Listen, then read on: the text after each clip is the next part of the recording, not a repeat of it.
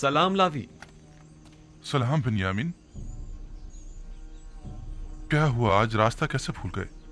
नहीं, वो बाबा ने मुझे भेजा है। जाओ बेटा, जाओ जाकर खेलो। मजाक मत करो भाई, बाबा को हमसे क्या मतलब? पता नहीं, बस इन्होंने फरमाया कि अपने भाइयों को यहाँ बुलाओ। खुद उन्होंने कहा कि अपने भाइयों को बुला कर लाओ। कहा तो यही है।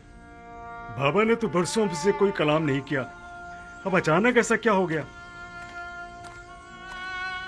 क्या तुम कसम खा सकते हो कि खुद बाबा ने हमें बुलवाया है? कसम की क्या बात है? आखिर आप लोगों को यकीन क्यों नहीं आ रहा? बाबा मुंतजिर हैं, दूसरे भाइयों को भी बता दें। कहा यमुइन, अपने चचाओं को बुला कर लाओ, जल्दी करो। कहीं फिर यूसुफ के पुराने जख्म तो कुरेदने का इरादा नहीं है बाबा का? यूसुफ जख्म नहीं, गम है, एक ऐसा दर्द जो आप लोगों ने बाबा की रूह में उतारा है। मुझ में ना नसीहत सुनने का हौसला है और ना ही ताना और तशना बर्दाश्त करने का। उलझने के बजाय बेहतर होगा हम खुद चलकर देखें कि बाबा ने हमें क्यों बुलाया है। बहरहाल मैंने पैगाम पहुंचा दिया है, आना ना आना अब आप लोगों पर मुनसिर है। ठहरो, साथ ही चलते हैं। अब गुस्सा छोड़ो, ठीक है? दुनिया और आखिरत की जिंदगी में दो ग्रोहों की आकिबत कभी बखैर नहीं होती और खैर और बरकत की सादत नसीब नहीं होती। भला तुम में से कौन बता सकता है कि वो दोनों ग्रोह कौन से हैं? मैं बताऊं दादा जान? हाँ बताओ। वो जो अपने माँ बाप का एहतराम नहीं करते और उन्हें अजियत पहुंचाते हैं। आफरीन है तुम पर।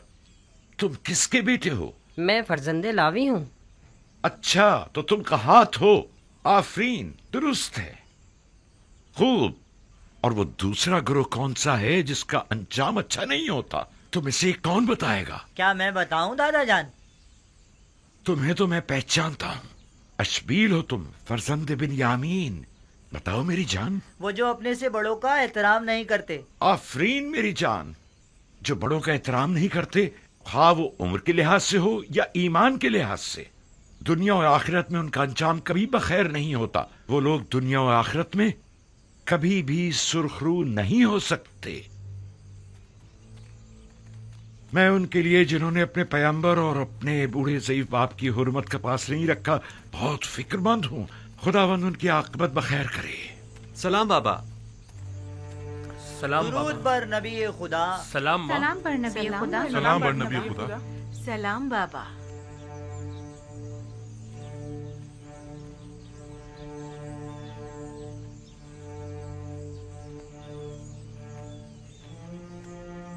आप सब पर भी खुदा का दुरूद हो।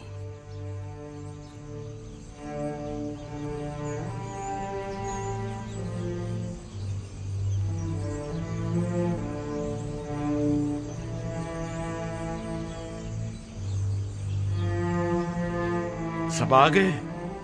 जी बाबा। ये सख्ती और खुशकसाली एक नेमत है और मैं मुस्तकबिल के हवाले से काफी पुरुमीद हूँ। अलबत्ता तुम जैसे सुस्त कामचोरों से कोई उम्मीद नहीं। हम मौत के दहाने पर खड़े हैं बाबा, लेकिन इन लोगों को तो कोई परवाह नहीं। ये तुम लोगों को क्या हो गया है? आखिर कब तक यूं ही सोगवार बैठे रहोगे? मेरा ख्याल है तुम लोग मर्द हो और हर एक के दोष पर पूरे खानदान की जिम्मेदारी है। अब क्या चाहते हो कि यूं ही हाथ पर हाथ धरे बैठे रहो और अपने खानदान के एक एक फर्द को मरता हुआ देखो? आखिर और हम कर भी क्या सकते हैं बाबा? अगर तुम मर्द लोग कुछ नहीं करोगे तो क्या हम खवातीन करेंगी? कोई कोशिश, कोई जुम्बिश, यूं ही बेकार तो नहीं बैठा जा सकता ना। लेकिन बाबा, आप तो जानते हैं कि आसपास के तमाम शहर और देहात भी काहत का शिकार हैं। ऐसे बताएं अब हम क्या कर सकते हैं? मैंने उस ताजिर मलिखा और चंद दूसरे लोगों से सुना है कि मिस्र के हालात काफी बेहतर हैं। अजीज मिस्र ने काफी मिकदार में गंदुम जखीरा की हुई है। तुम लोगों के पास जितने भी दिरहम और दीनार हो सब जमा करो और मिस्र के लिए रवाना हो जाओ। शायद इसी तरह अपने बीवी बच्चों के लिए कुछ कर सको। यहां बैठकर सिर्फ परेशान होने से कहत की मुश्किल तो हल होने से रही।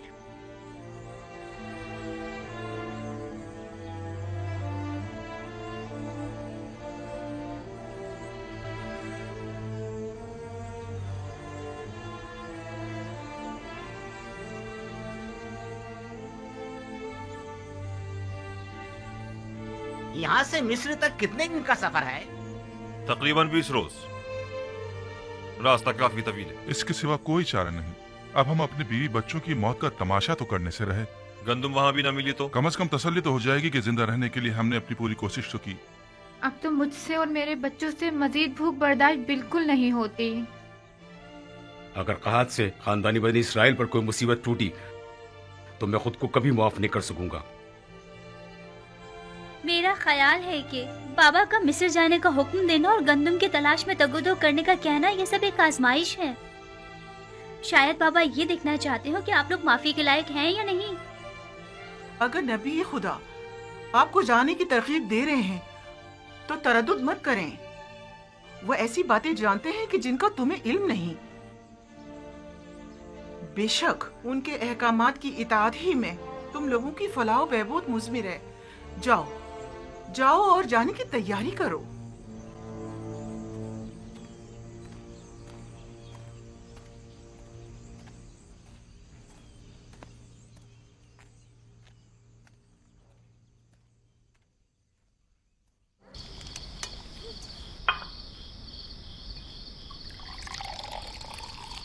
हम इतना तवील रास्ता तय करके जाएंगे, जबकि मैं जानता हूँ जाना बेकार है। अगले चंद रोज में तो ये रोटी भी खाने को मैसर नहीं आएगी। रास्ते के खतरात के बारे में भी सोचा है? खूंखार वहशी दरिंदों और राजानों से भी वास्ता पड़ सकता है। आप लोग सब 11 भाई हैं, सब के सब निडर और बहादुर। फिर डर और खौफ कैसा? मैं आपके लिए सामान्य सफर और कुछ ज्यादा राह का इंतजाम करती हूँ।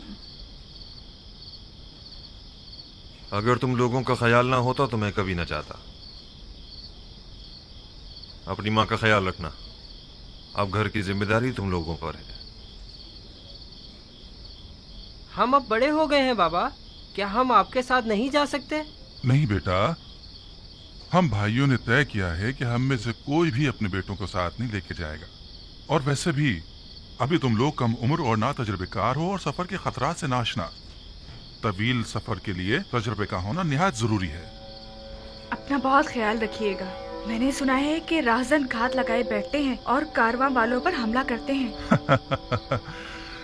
11 बरोमंद भाइयों पर हमला करने की किस में जुर्रत होगी?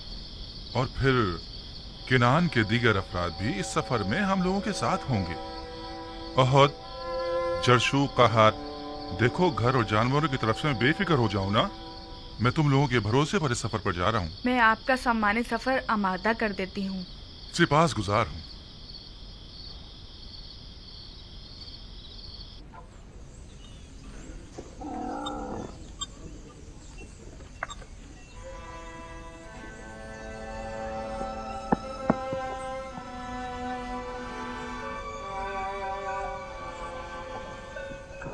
ये चंद रोटियां हैं रास्ते के लिए और घर में कुछ नहीं है। यही काफी है। वो सिक्के संभाल के रख लिए है ना आपने? परेशान मत हो, वो बिल्कुल महफूज है। हालांकि मैं इस सफर से ज्यादा पुरुमीद नहीं हूँ। रूबीन, ये जानवर हमारे सफर के लिए काफी होंगे ना? हाँ हाँ, काफी तो होने चाहिए। जाते वक्त उन पर सवार हो जाएंगे और वापसी पर गंदुम लाद देंगे। गंदुम मयसर आ जाए तब ला देंगे ना।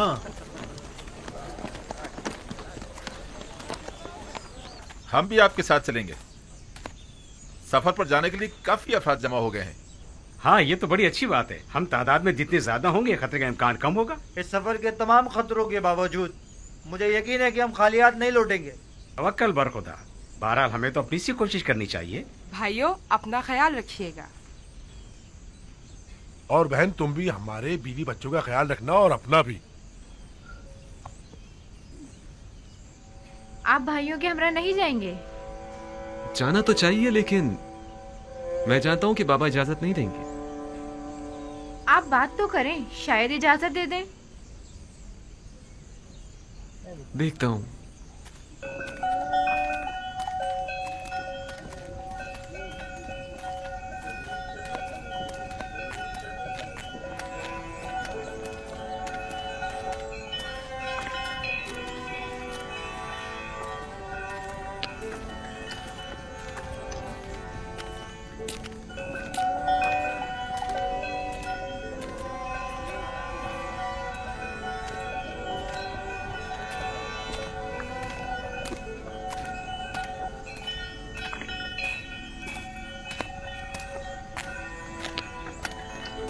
सलाम सलाम बाबा। बाबा। सलाम बाबा। सलाम माँ। सलाम बेटा। सलाम माँ।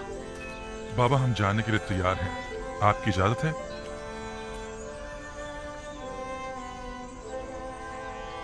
बाबा, क्या आप इजाजत देंगे कि मैं भी अपने भाइयों के हमरा चला जाऊं?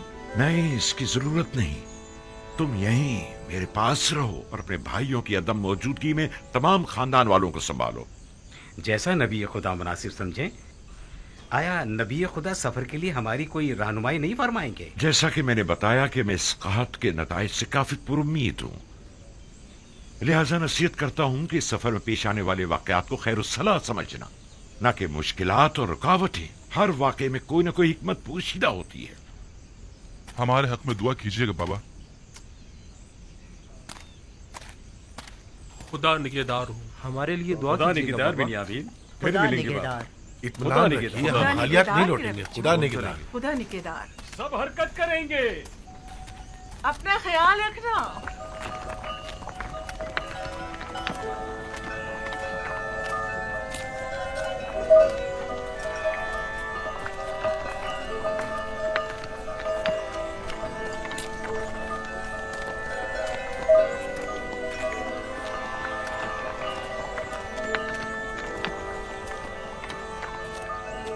खुदावंदा इन्हें कामयाब और सही और सलामत लौटाना। आमीन।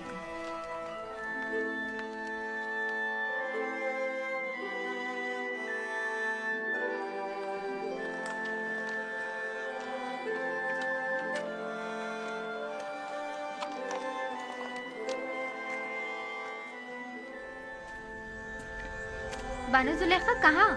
अब कहाँ जा रही हैं?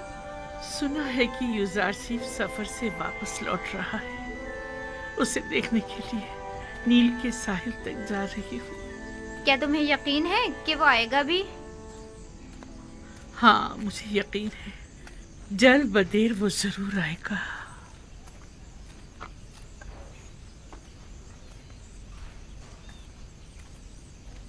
देखा तुमने, कितनी सादा और भोली है। गोया तुम्हारी तंजिया बातें उसे समझ ही में नहीं आई। लगता है अपनी अकल से हाथ धो बैठी है, लेकिन मैं फिर भी उनके लिए एहतराम की कायल हूँ। दीवाने भी काबिल एहतराम हुआ करते हैं। हमेशा बच्चे और जवान युजारसीफ से मुतालिक झूठी झूठी खबरों से उसे बेवकूफ बनाते रहते हैं और उससे इनाम मिलते रहते हैं। इसके बावजूद कि अब उनकी तमाम शान शौकत खत्म हो चुकी है, लेकिन फिर भी वो नाउम्मीद नहीं हुई है। युजारसीफ की खबर सुनते ही उन्हें देखने के लिए चल पड़ती हैं। युजारसीफ तो हर रोज किसी न किसी शहर में होता है, उससे मिलना इतना आसान नहीं।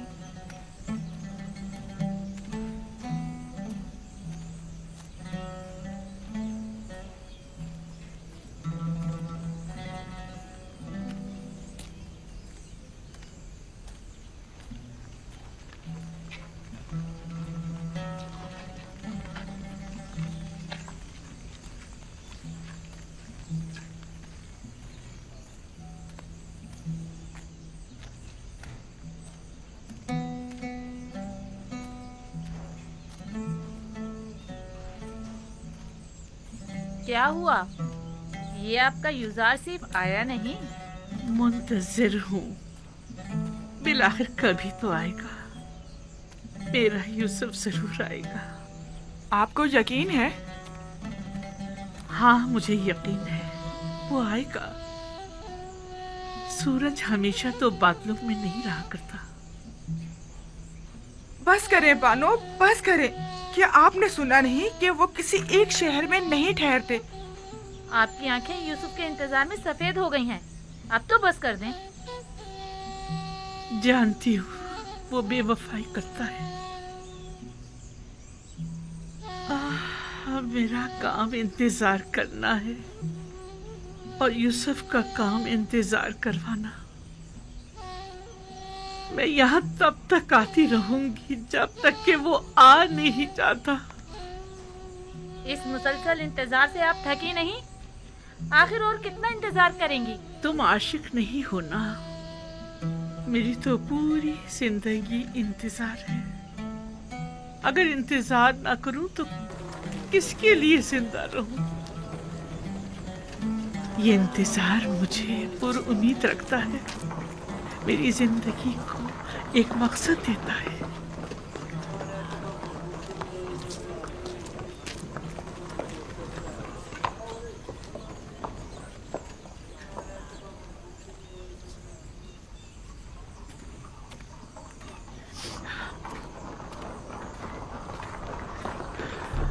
यूसुफ की खुशबू आ रही है,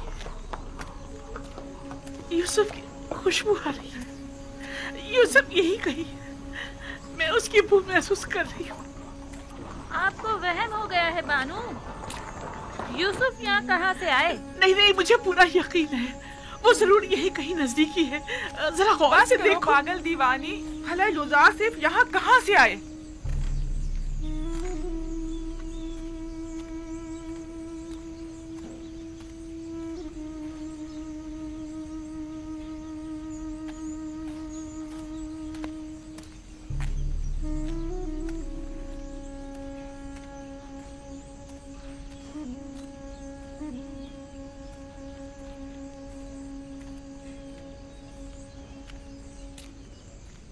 माफ कर दीजिए बानू, मैंने जानबूझ के ऐसा नहीं किया है, मैं बेख्तियार हो गई थी। मुझे तुमसे कोई गिला नहीं, गिला तो मुझे यूसुफ से है।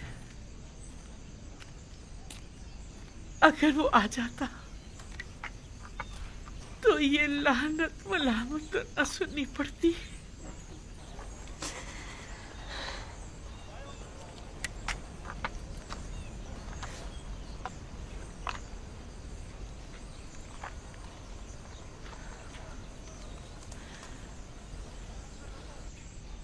लेकिन वो आएगा,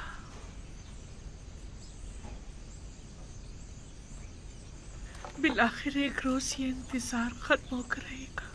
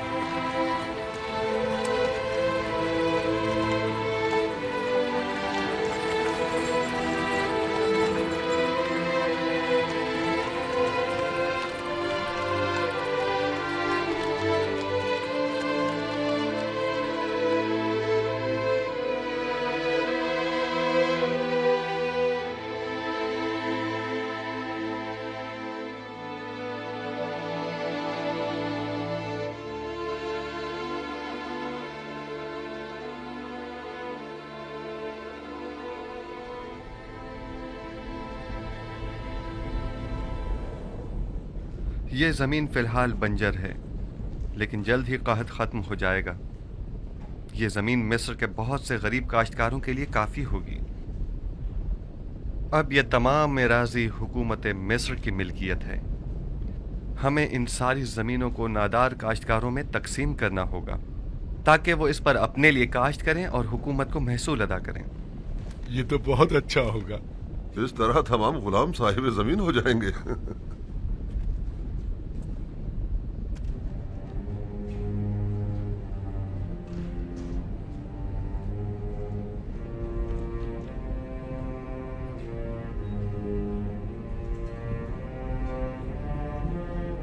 नहीं मालूम इस वक्त अहले किनान पर क्या बीत रही होगी, वो कहत में क्या कर रहे होंगे। काश मेरे बाबा और भाई यहाँ होते और वो इन वसी जमीनों पर काश्तकारी और गल्लाबानी करते।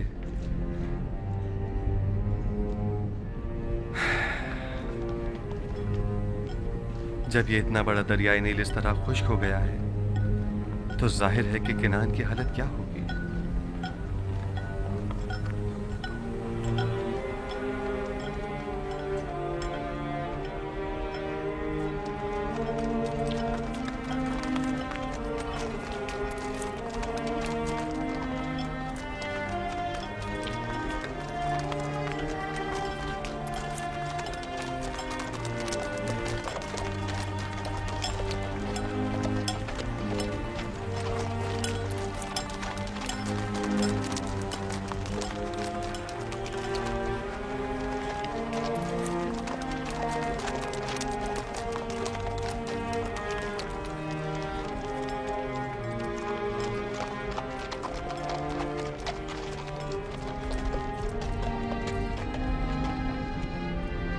दुरूद बर सालारे कारवान बाबिल, आपने ये गंदम कहाँ से हासिल की है?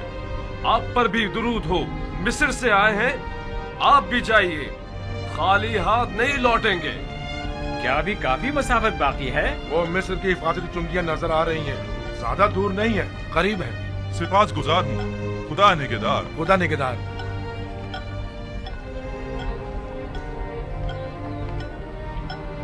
जल्दी करो, जल्दी जल्दी कदम बढ़ाओ। वाह, अब तक तो बड़ी बेजारी से मिस्र आ रहे थे, अब क्या हो गया? अब तक कोई उम्मीद जो न थी।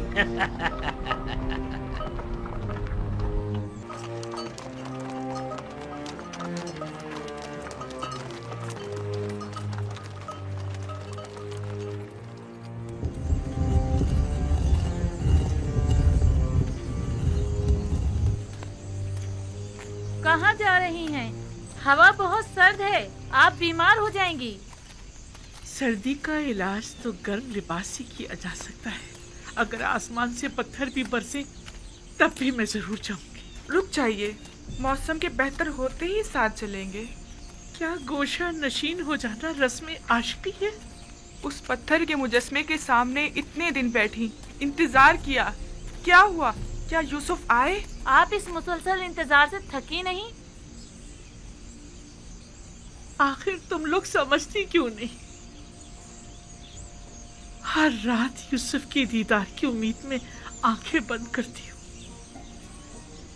और सुबह उसके दीदार की आस में उस पत्थर के मुजस्मे के सामने इंतजार करने बैठ जाती हूँ। यूसुफ का इंतजार ही आप मेरा मकसद हयात है।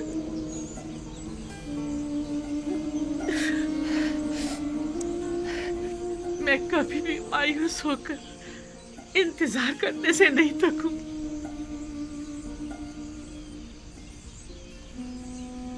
अब सिर्फ यूसुफ का इंतजार ही तो मेरे पास रह गया और तुम लोग मुझे से मना कर रही हो। अब हम आपके पीछे नहीं आएंगे बानो। जहाँ जाना चाहती हैं जाएं। आप दीवानी हो गई हैं, बिल्कुल दीवानी। अगर आपने अपनी जिंदगी बर्बाद कर डाली है तो हम क्यों बर्बाद करें? चलो, मैं तो इतनी सर्दी में बाहर नहीं निकल सकती। इनके लिए अपना दिल जलाना बेकार है।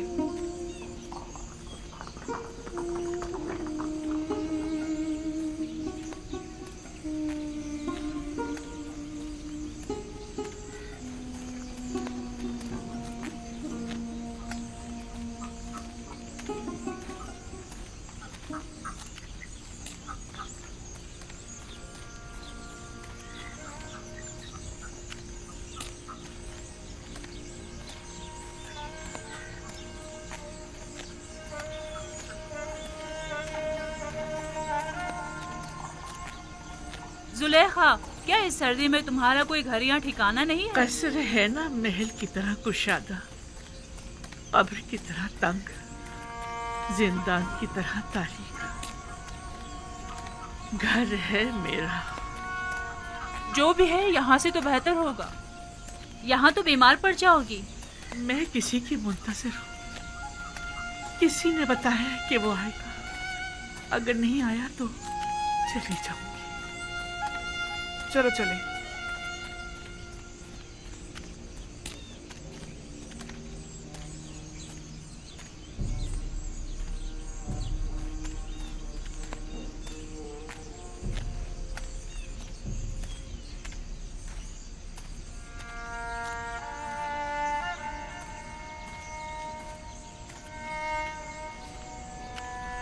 क्या हुआ?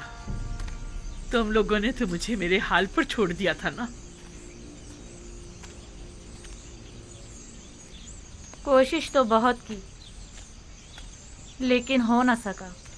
हमें आपकी आदत हो गई है बानो। बचपन से आँख खोलते ही सिर्फ आप ही को देखा है। आप ही के कसर में पले बड़े हैं। किसी और जगह से तो हम वाकिफ भी नहीं। मेरा पीछा छोड़ दो, मेरी तन्हाइयों में मुखल मत हो। लेकिन हम आपको यूं तन्हा तो नहीं छोड़ सकते ना। तुम्हारे साथ जब होती हूँ तो तन्हा हो जाती हूँ, वरना हमेशा हर जगह यूसुफ मेरे पास होता है। तुम दोनों क्या थी, वो मुझे छोड़कर चला जाता है।